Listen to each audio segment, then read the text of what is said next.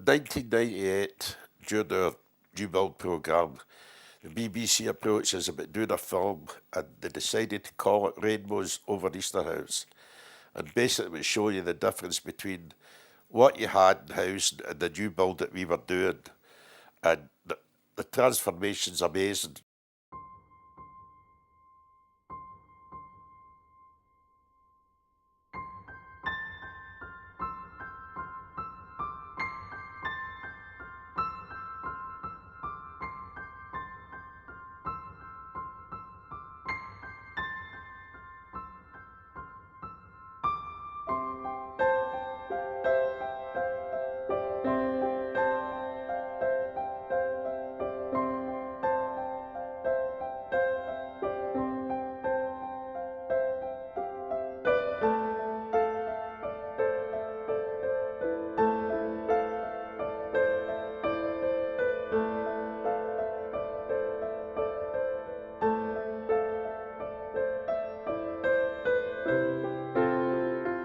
That was our first receptionist, Lynn Maguire.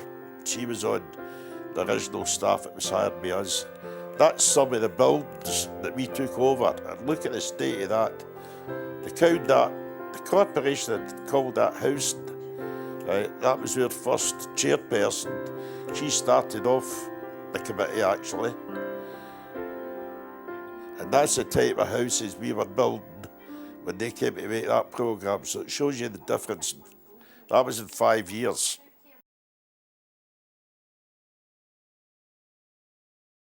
Lochfield Park, along with quite a lot of peripheral areas in Glasgow, suffered from deprivation and poor housing, poor infrastructure, lack of community facilities.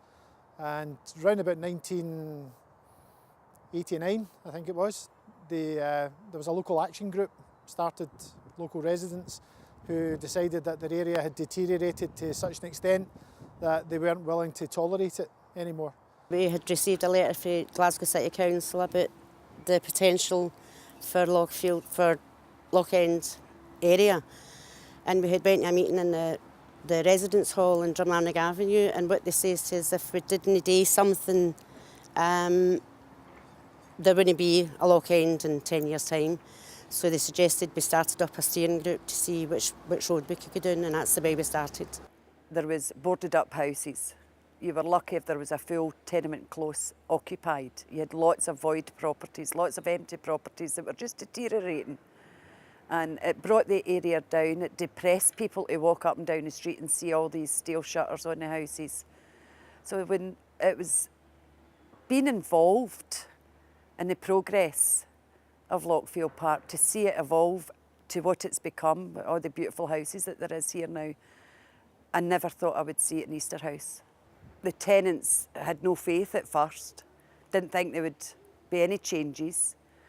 When we did our first refurbishment, which was Glassell Road, it was completely refurbished. People got fitted kitchens, fitted bathrooms, central heating, double glazing. Everybody wanted all of a sudden, oh here, what they're going to be doing with mine. That was a 71-84 new build. That was A and 2B. This is when the problem started because of what was getting built. Glassell Road thought, oh, you've stuck me in a flat. I should be in the back front door. But for 2 years, they had their comfort for 2 years, you know what I mean? And it was a hard slog for them.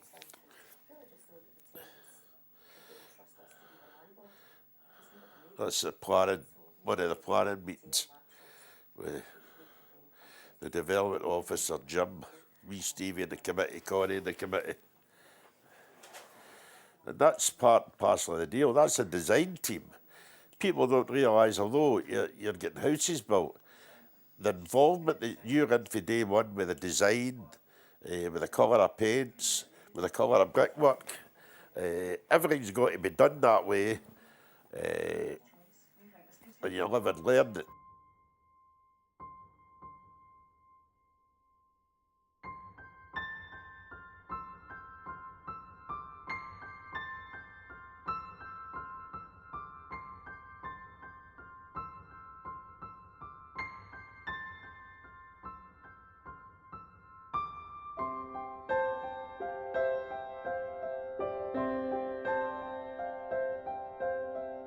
they had had a few difficulties in terms of their development programme and organisationally, and they were looking for someone to try and take the organisation forward, bring the committee and the staff together and reactivate the development programme.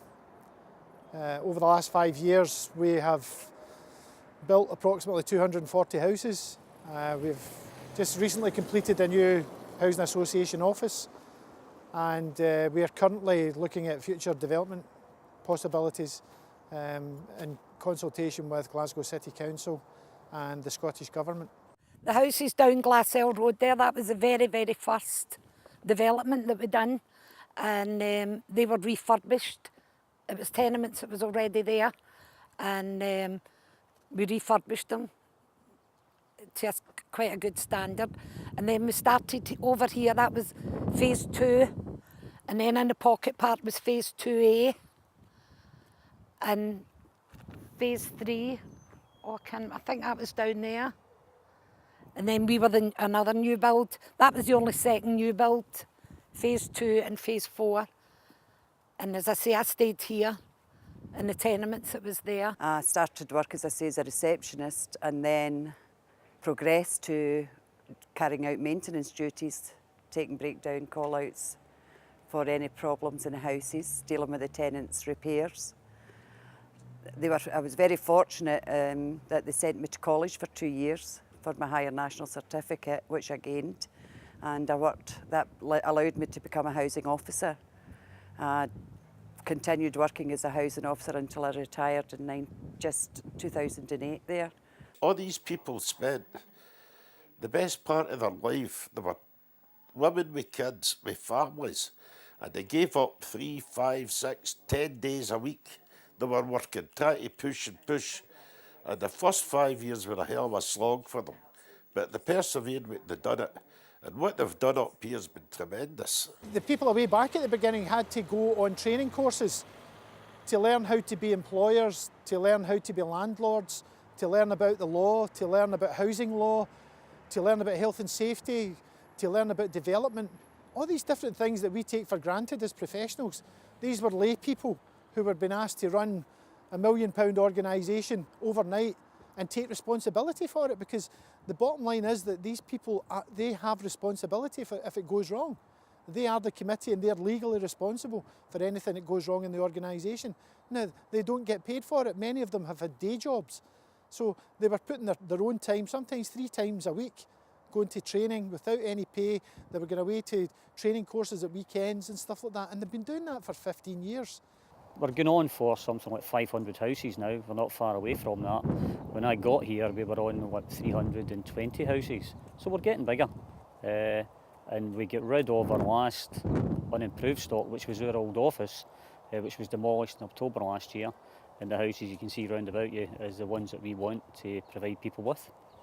We have to work with the architects and the QCs and the builders, and people think you're just sitting on a committee and you're just let the staff do the thing, but the staff involve us in everything that's going on, and we have to be in maybe, when the architects come, it showed us all the plans and everything, so we've got to be in with all that, and it's really hard work, but it's great when you see a phase getting finished and see how people are moving into a decent house.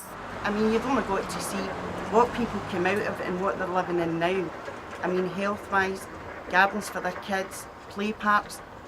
We never had anything like that before. But also, even where Sylvia stays, they've got their own parties and everything there, aren't they? People have street parties, whereas you couldn't have that before either. I mean, you can go out and leave your door open now up here, whereas you couldn't before. Everybody looks after everybody else in this community. Everybody aspires to their own house, everybody.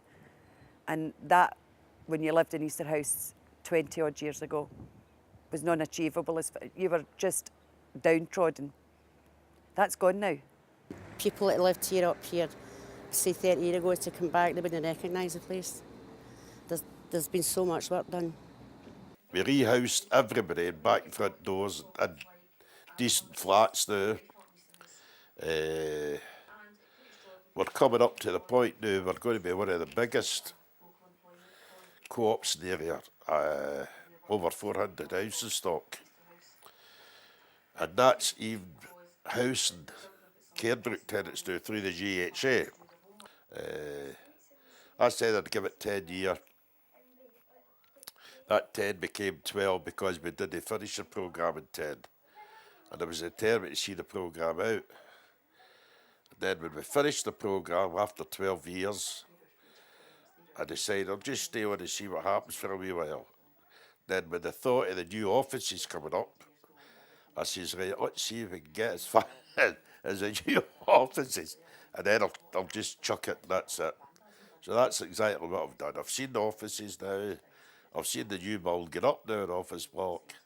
And I think I've done enough. Hopefully I've done enough. For me as the director of Lochfield Park, what I want to see is a successful housing association that provides top quality services to its tenants, and also is a leader in the community regeneration in the wider area. And I see us as a conduit for bringing in investment and finance and regeneration and skills and jobs and employment and stuff like that into the area. And I see us as the focus of that investment. See, she's no longer on the committee, Connie. Unfortunately, Carol died with cancer.